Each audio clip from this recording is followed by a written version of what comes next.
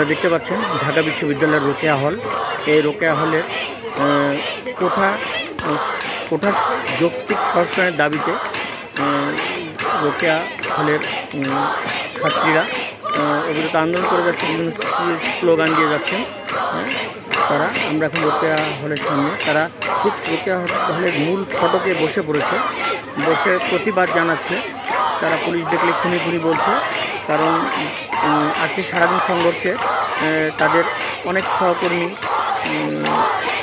এ পর্যন্ত জানা মতে 2-3 জন মারা গিয়েছে। তারই প্রতিবাদে তারা বলতেছে আমার ভাই মূল্য কেন, প্রশাসন জবাব চায়, পুলিশকে খুনি খুনি বলে তারা স্লোগান দিচ্ছে। তার কোটা না মেধা, মেধা মেধা, বিভিন্ন স্লোগানে মুখরিত করে রেখেছে তারা তাদের ওই রোকেয়া হলের গেট। আপনারা দেখতে পাচ্ছেন তারা বেশ উজ্জীবিত, তারা তাদের প্রতিবাদ জানিয়ে যাচ্ছে।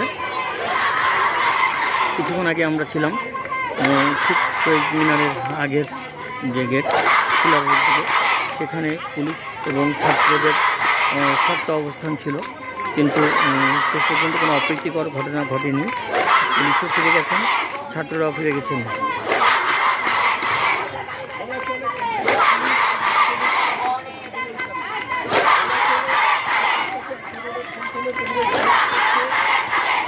ক্যাম্পাসটা পুরো থমথমে, একটা খুবই থমথমে পরিবেশ বিরাজ করছে এবং উত্তেজনাপূর্ণ পরিবেশ বিরাজ করছে।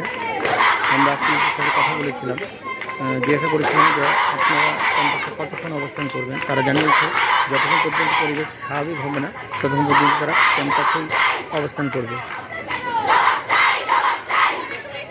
প্রতিক্ষণের আপডেট আমরা আপনাদেরকে জানানোর চেষ্টা করছি, কী হচ্ছে না হচ্ছে। আমাদের